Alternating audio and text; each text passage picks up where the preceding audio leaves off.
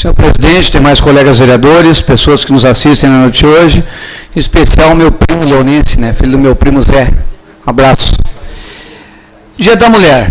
Já tivemos essa iniciativa de homenagear a única mulher desta casa, nessa legislatura, a vereadora Rita, e faço isso sem olhar cor partidária, sem olhar diferenças de ideologia, sem olhar absolutamente nada, apenas olhando, Cíntia, a mulher Rita, que nesta casa representa as mulheres de Butiá.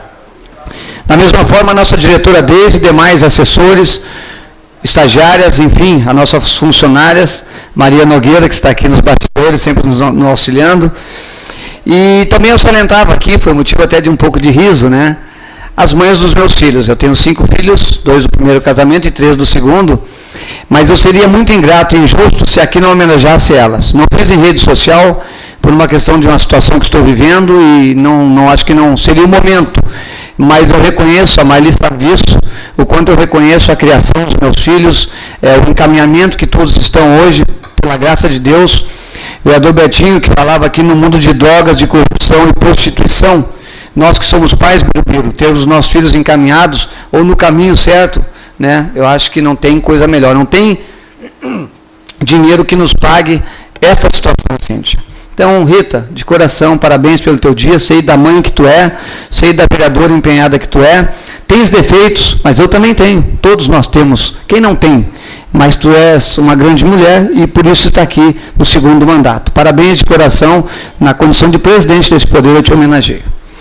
Bom, em relação à Operação Lava Jato, a vereadora Rita já falou com muita propriedade, eu confesso a vocês que eu fiquei estarrecido e esperava que pudesse ter algum vereador, ou melhor, deputado aqui do Sul, mas infelizmente caiu de cheio no partido PP, toda a bancada, 6 deputados federais e mais ainda o Covatti, né, deputado Covatti, que não está mais na Câmara dos Deputados, está o seu filho que não está neste processo, mas ele também acabou caindo.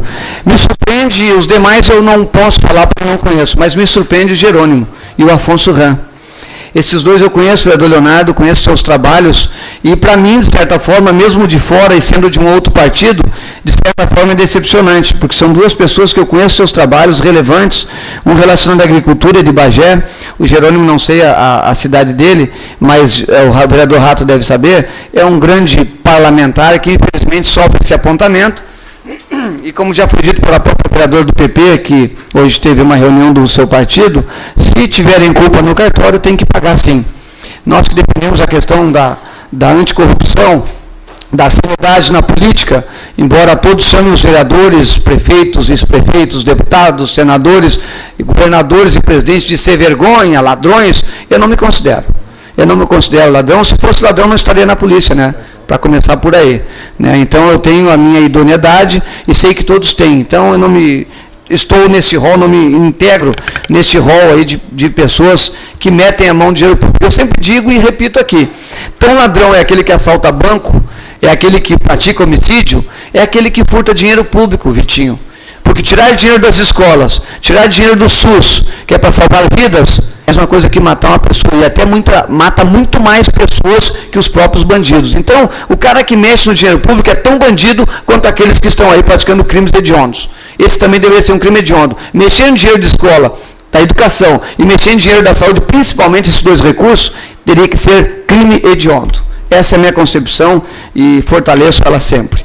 No carbomoto, aqueles que eram contrários ao carbomoto, aqueles que bateram querendo o cancelamento do carbomoto, e eu tive lá muito pouco tempo, é bem verdade, porque no domingo trabalhei, quando pensei em ir lá prestigiar, deu o incidente lá no Madureira, que depois eu falo. Mas nós tivemos aqui no sábado, por exemplo, que é o dia do pico do evento, 20 policiais civis. 20 policiais civis. É bem verdade que a região ficou desguarnecida nas suas cidades, porque eles vieram para cá. Eles não são de Butiá, que nós somos poucos. E nós tivemos aqui 20 policiais civis. E quando eu coloquei, vereador Jefferson, lá no Facebook, nós temos da Polícia Civil, Vossa Senhoria entendeu, 10 policiais civis, mas só isso não vai dar conta. Eles esqueceram que viriam os militares também, e vieram mais 16 PMs também. 36 policiais, mais 30 seguranças particulares. Quantos incidentes no carbomoto? Que eu saiba, nenhum. Pode ter dado um tapa num guri, ali, um soquinho, uma coisinha, mas leve e abafaram, né? A polícia e a brigada chegaram lá e abafaram. Aí, por infelicidade, né? do nosso município. Hoje eu recebi, vereadores, um WhatsApp de um colega meu chamado Marino, que é colorado que nem eu e é cônsul do Inter em Porto Alegre, e por coincidência joga futebol aqui em Butiá contra o Master, o time que eu jogo. Já viajamos para o Rio, para a Bahia, para assistir o Internacional, ele é fanático que nem eu, e ele me dizia: Mauricinho, já não vão mais a Butiá, cara, estão matando nos campos aí. Me disse exatamente isso, de forma irônica e brincando, obviamente, mas, gente, isso pega muito mal para a nossa cidade.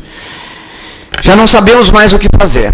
Essa é a pura da verdade, porque num aniversário do Madureira, que era para comemorar apenas um aniversário, e eu estava na delegacia, aguardando, esperando que não viesse nenhuma ocorrência, porque quando não tem ocorrência, a cidade está bem.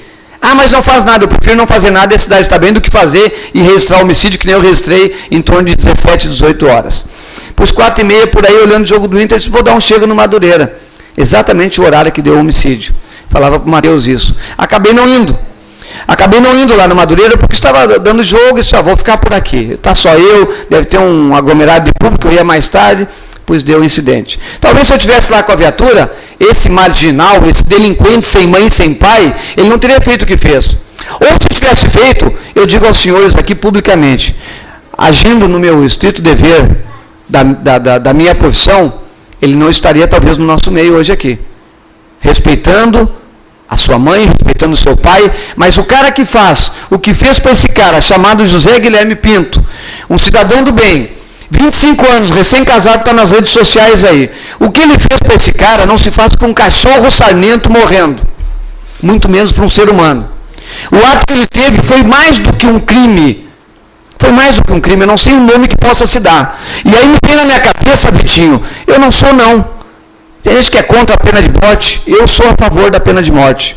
E abro mão e digo por quê. Para aqueles casos como este que não tem escrúpulos, como esse que estupra, como esse que mata e bebe sangue, como esse que mata como se fosse uma cerca, um pedaço de pau, uma árvore, eucalipto, que estivesse cortando.